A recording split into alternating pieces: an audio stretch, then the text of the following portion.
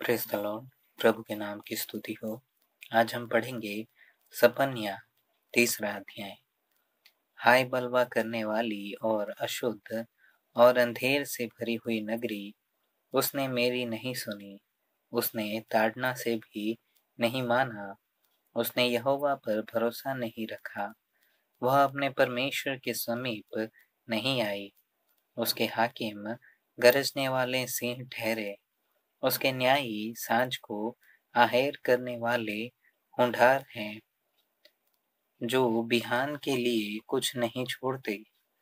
उसके भविष्यवक्ता व्यर्थ बकने वाले और विश्वासघाती हैं।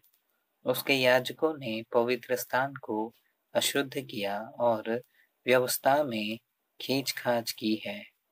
यहोवा जो उसके बीच में है, वह धर्मी है, वह कुटिलता न करेगा।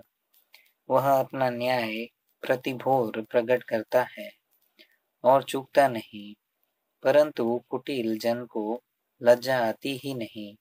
मैंने अन्य जातियों को यहाँ तक नाश किया कि उनके कोने वाले गुम्मट उजड़ गए।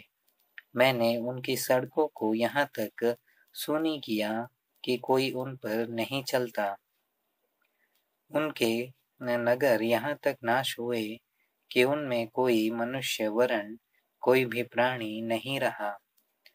मैंने कहा, अब तू मेरा भय मानेगी और मेरी ताड़ना अंगीकार करेगी, जिससे उसका धाम उस सब के अनुसार जो मैंने ठहराया था नाश न हो, परंतु वे सब प्रकार के बुरे बुरे काम यत्न से करने लगे।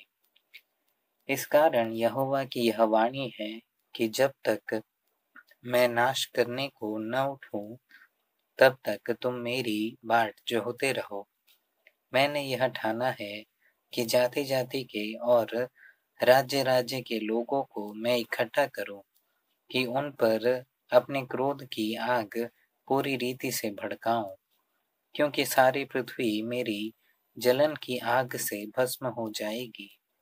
और उस समय मैं देश देश के लोगों से एक नई और शुद्ध भाषा बुलवाऊंगा, कि वे सब के सब यहोवा से प्रार्थना करें और एक मन से कंधा मिलाए हुए उसकी सेवा करें।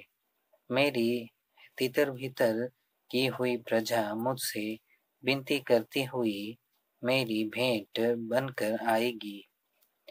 उस दिन तू अपने सब बड़े से बड़े कामों से, जिन्हें करके तू मुझसे फिर गई थी, फिर लज्जित न होगी।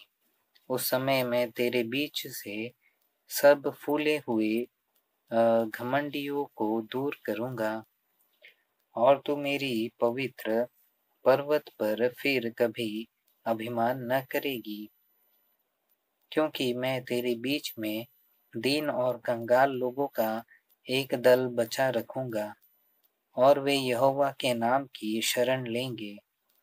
इस्राएल के बचे हुए लोग न तो कुटिलता करेंगे और न झूठ बोलेंगे, और न उनके मुंह से छल की बातें निकलेंगी।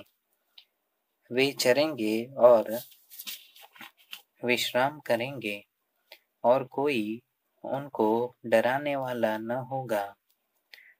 है सिय्योन, ऊंचे स्वर से गा।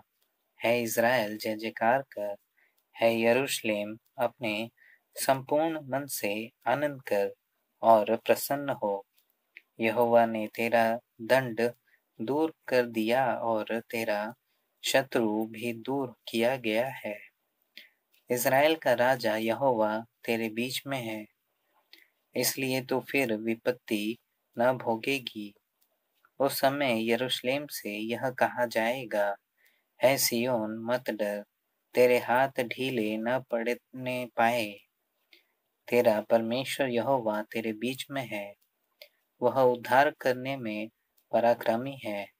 वह तेरे कारण आनंद से मगन होगा, वह अपने प्रेम के मारे चुपका रहेगा और फिर ऊंचे स्वर से गाता हुआ तेरे कारण मगन होगा।